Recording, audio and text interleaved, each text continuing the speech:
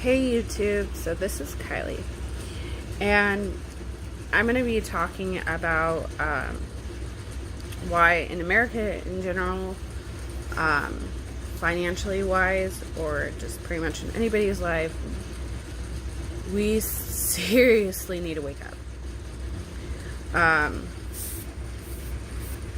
I will say this, I really don't give a before I get into detail, because I'm gonna give statistics, and they're true statistics. You can find the research, all that. So all the research and all that. So if you're kind of hearing a weird noise, it's if you know what a house fan is, it's basically it sucks air from outside into your house. So it's Modesto in California, and it's already getting hot where we actually have to use it to cool down the house. So it kind of saves money. We cool down the house, and then we don't have to spend money on air conditioning because we kind of just lock everything in. But besides the point, I'm gonna go on statistics. You can research the statistics. You can pretty much do anything. Because of the books that I read and because of the information I get, it's more geared towards people that are black or African American. So being as it says, I really don't give a rat's ass if I come out strong, if I come out there. I just don't really care, because this is actual knowledge, and most people don't want to say it. Most people don't really want to even touch on it. I will tell you this, on people talking about money or finances, people don't even want to even go near there. Why? Because unfortunately, it's one of the most secrets that people probably deal with every day, but they don't want to tell anybody, because we look at society, like seeing how we're successful by the things that we have. If we have a car, if we have a house, if all this. So if it looks pretty much great on the outside, and in reality most people are debt up to their eyes or above their heads, that's really what happens. And that's kind of why I'm making this video. But it's also because I take a class. I take a class. It's an online class. It's an online course called Black Wealth 101. I took it because I personally wanted to learn from the person that teaches it. And why I wanted to learn is she basically gave it where it's no bullshit. She tells you how it is. She doesn't tell you how to think. She basically makes you think. She makes you come to your own conclusion. So that's what I liked about her. But another thing that I like about her is, yes, she's a very successful black woman. But another reason why I followed into her footsteps is she's made it her goal to help people, but mostly to uplift and help her race, because she knows what I'm about to tell you, and it's sad. And the reason why I'm kind of putting it this way is it's mind-blowing, coming from somebody that doesn't see this, because personally, there's different things, like I'll put it in perspective. A man won't know how a woman kind of interacts by saying, is because a man doesn't normally experience sexual harassment that normally women do. We go through it, we get it.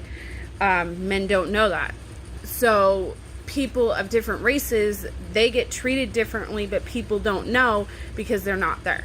So I mean, that's kind of why I'm going to go on there. So it's, unless you experience it, you probably don't know.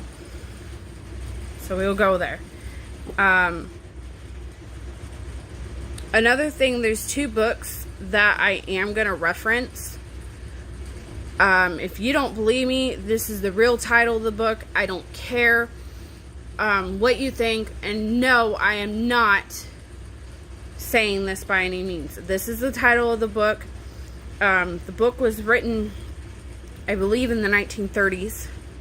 So this word was thrown around. So it's called The Miseducation of the Negro. And the other one, and I don't have that one on me right now, but I can remember it because it was mind-blowing why I'm going to reference in certain things. But the other one is this one, The Wealth Choice. So, and it's by, just kind of show you, Dennis Kimbrough. So, the reason why I'm referencing that book, The Miseducation of the Negro, with this book is I've seen a connection because I haven't finished reading this one, but this one was like, I had to stop and go, okay, wait a minute. I have a YouTube channel. This needs to be getting out. This is like, I don't care what race you are or whatnot. This is a problem that needs to be fixed. I may or may not have the solution, but I have something that will probably benefit at the end, because I now see it I kind of see it through in a whole different prospect, but I can also see like a solution to this problem. But it's just mind-blowing. Okay, so I'm going to say this, and this might be, I'm going to go this route, why I'm going to say this. Most people, and I really don't care what your beliefs, but if you're going to go scientifically speaking, most people believe that you need to have fluoride in your water, and you need to have fluoride in your toothpaste. Why? Because they say that it builds strong teeth or whatever, and it prevents cavities.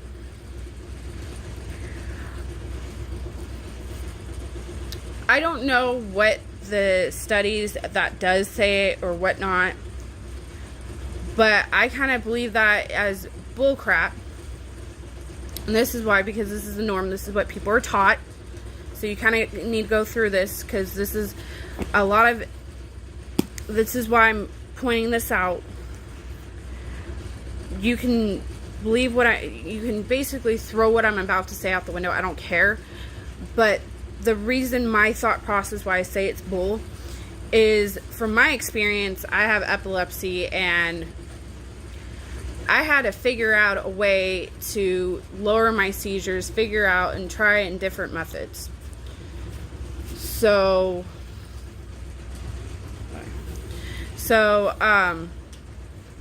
I had to figure out if it was chemically, like I had to do some research to figure out, because I couldn't have 8 grand mal seizures a day while taking care of my kids. It's not going to work. It doesn't work like that. So what I did was I started researching, going, well, maybe it's something I'm eating, maybe it's something I'm using every day, or something or whatnot. So I did find out that fluoride is a neurotoxin. If you don't believe me, look at anything that contains fluoride. Like if you see something with just fluoride in it, it has basically the skull and the crossbones. So we can all agree that it's poison with that. Just, we can agree, because it wouldn't be labeled like that. Well, they put it in our toothpaste and all that. So I stopped using it, and immediately I saw my seizures. I don't have my kids have it. I mean, I request them not to even have the tropical fluoride, and my kids don't have cavities. I mean, they have better Dentists, like, I've noticed that they had an improvement at the dentist, but that's my experience. So like I said, you could throw it out the window. So why did I go through all that explaining that? Well, here's the thing. When you take an education system or anything and teach people of a normal thing, and you have it set up where people are taught something and always that, and people are the same and whatnot, you're going to get people more and more bond with their idea. Okay? Just kind of work with me on there. So my next question that I'm going to ask you is, has anybody have either taken finances in school, meaning that you know how to balance a checkbook, you know how to file your taxes, like you know how to file and what deductions and all that, file your taxes, you know everything about credit and how credit is scored, stocks, bonds, you know how to, you know all about like partially know the gist of investing or residual or anything that could possibly be considered Wealth 101. I'm going to wait a second, and I want you to kind of think. Most likely, most people never had it. I personally never had it. I mean, I did have somebody tell me how to file taxes, and that was my government class, and he showed us how to do a 10-something 40 easy form or something, where it was very, very easy to do if you were single or whatnot and didn't have kids, whatever, this is how you file your taxes. Well, for me, I kind of ignored it because I was one of the very few, I don't know, say very few, it's probably increased, but I was one of the few that decided in my high school, time that I was in high school, is to basically get pregnant and have a child. Yes, I graduated high school. I mean, I had him in the middle, kind of the middle of my senior year. I graduated, and I took a couple of years after college after. I mean, I did all that scene. But, so I kind of like ignored it because at the time when he was teaching us, I already had a kid. So I was like, well, this is pointless for me to learn. So I kind of pushed it out the window. But that's the only thing I've been taught. I mean, I've never heard of anything else. Nobody taught me any of this. So this is why I'm trying to point out that, especially, I know when people get really mad about how people with, if you know, Kaepernick and all them, they were talking about Black Lives Matter. Well, there is a point. They were trying to get people aware, especially me and my race, aware of the situation. Because if you look in Miseducation of the Negro, we aren't taught certain things. I don't know if anybody about you, but I was not taught anything about Africa except of imperialism in school, or Civil War. So if you think about it, kind of reading the Miseducation of the Negro, I think anybody should read that book, because it puts a whole different mind's perspective on everything. So in a way, I can see why people say, people in my race, oh, well, segregation, or we're all part of equality, it doesn't exist. Well, however, that is severely not the truth. We still have people that are white supremacists. We still have it going on. Well, partially is partially our school system, because we don't have, and this goes to saying people of Asian or whatnot, most people, we don't have history about people. In America, we don't really have history except like of any other races, really, like really positive, because we know slavery was like, we have, I know Black History Month of February, but it doesn't go in the depth of anything prior. It doesn't show about how Black people were kings and queens. It doesn't have that. I know from experience from that, because I actually went and learned history because I like history. But I wanted to learn Egyptian history because I wasn't really taught that. I don't know why, but it was just one of those things I wasn't taught, and then I was taught this and that. And I mean, I was taught the Reconstruction, if anybody knows that is. That's basically when it was after the Civil War, when they freed all the slaves. They tried a program to kind of get people that were once slaves out of the slavery mindset, and it didn't really work. And Miseducation of the Negro explained why it didn't work. Because I always got told it didn't work, but never really of a gist of why it didn't work. And once you read that, it makes perfect sense. And it's like, dude, that book was written, I think, 1930, and we're still having a school system problem. We still do. I don't care what you say, we still have a school system problem. So, and like I said, I just asked you if you ever had any wealth. Go.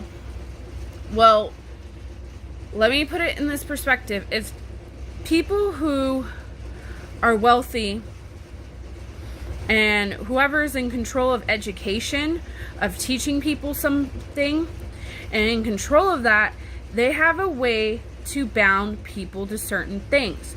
And the reason why I say that is, if you don't know, how can you do better? So part of that was, and it makes sense in this, is it talked about how a black man would kind of be in a way a princess, or serving a white person. That's what they did back then. I'm not trying to say whatever, but a black man was serving a white business owner, right? But every time when they talked business, the black man was sent out, so they couldn't really understand any of this. And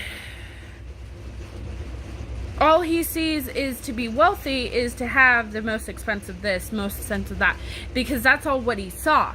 And that's really not the case. If you know how to be truly wealthy, that is not the case, but that is what they saw and learned. Okay? Another thing that they were taught, and it's still practiced today, I don't know why it is, but it's probably for the simple fact that in the Miseducation of the Negro, it said that black people will not take the time to read, not take the time to research. It does also tell people that this is getting better, because I'm seeing a lot more backed businesses, but they were telling people that black people to not even support their own race because they're going to fail anyways. We still have that problem. We have a lot of people that are black that don't even support their business of their race, when everybody else does. Like, I mean, you've seen, Asians,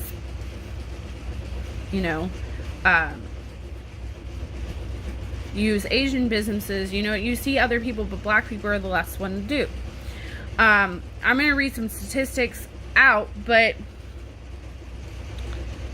it makes kind of sense, especially when you take that book and apply it to what I'm going to say. So this is actually, I'm reading straight from here of the statistics in here, and this kind of pissed me off. And it pissed me off because this shouldn't be. I mean, we're in 2019. Let's see. So we're in 2019, and unfortunately, I kind of see it going. And it also made sense of a person that I'm going to introduce, kind of like a little bit given rundown. He's not here with me, but of why certain things go. So this is statistics that he got. So this isn't just made up bullshit. It's statistics. It's to the point. He has the statistics written here. Kind of gives the source if you don't believe me. He also has notes and... Hold on, let me see if I can... let me see if I can switch the screen. Can I switch it? Probably can't. Okay. So I can't at the moment, but let's see if I can see it. So let's see if we can do this a little bit. So I'm not bullshitting you. So if I can get there, see these have part of statistics. I'm reading to you. Also, this book has notes. So every chapter, this is a source. This is where he gets his information.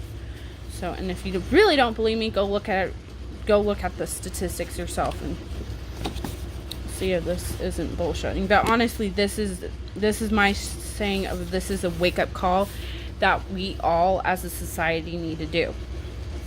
Okay. It says, according to a 2009 Pew Research Center study, the median wealth of white households was 20 times that of black households and 18 times that of Hispanic households. These lopsided wealth ratios are the largest since the federal government began publishing such data in the 1980s. Whites' 20-to-1 wealth advantage over African Americans have been known to buffer and soften any economic downturns in the economy. Moreover, the net worth of black households fell from $12,124 in 2005 to $5,677 in 2009, a decline of 53%. Surprisingly, more than one-third of black, which is 35%, households had zero net worth during the same period. That shouldn't happen. We've had the civil rights movement. That shouldn't be happening. I don't understand that, but it shouldn't. It really shouldn't happen, because here's the thing. We had the civil rights movement. We had all this, so this wouldn't happen.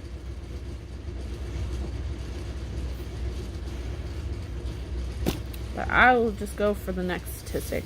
Approximately 35% of African Americans had no wealth or were in debt in 2009.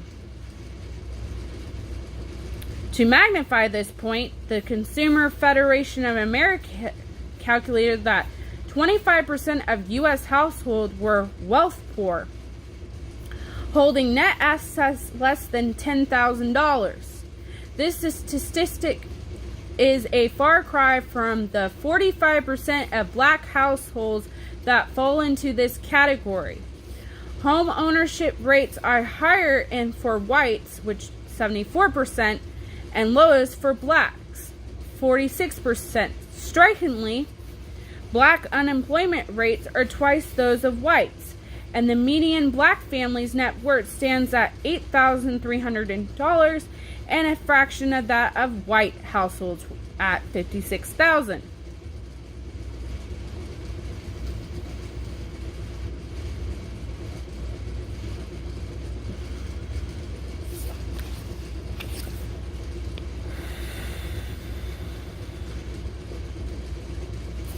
Okay, here's another one. These aren't pretty. Nobody wants to talk about this, but I'm going to just say it and put it out there. I don't care, but this is fucked up. I don't care how it goes or whatnot. This is fucked up, and this shouldn't be happening. I'm going to say we can all agree that everyone should be treated equally. Everybody should have pretty much the same.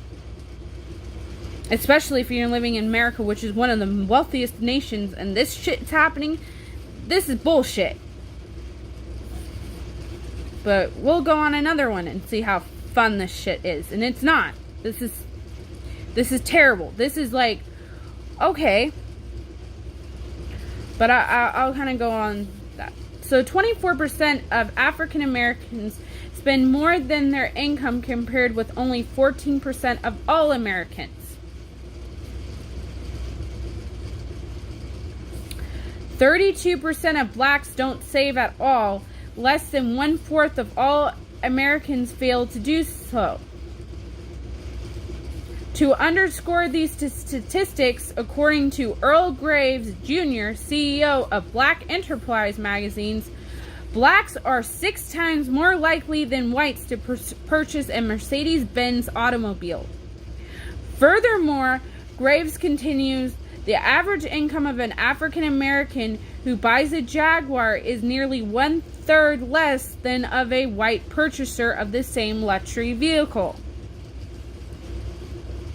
Well, I don't know about you, but that's just bass backwards. If you don't have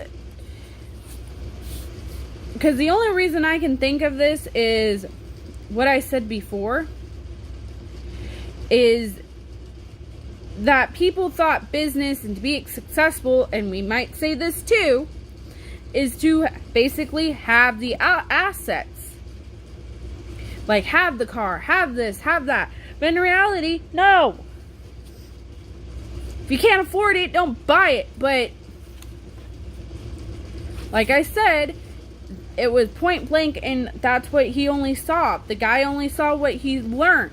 And we learned is that if you're truly wealthy, you had all the crap. Because he wasn't allowed to be in what really went on and how business really is. How to be truly successful. It didn't really give it, but the guy was not allowed to be there. So he only got 1/3 of the information, or part of the information, and it's wrong. And what happens with that when you get wrong information? If you don't know it's wrong, you're going to teach it to your kids. And obviously, point blank, boom, it's getting passed down.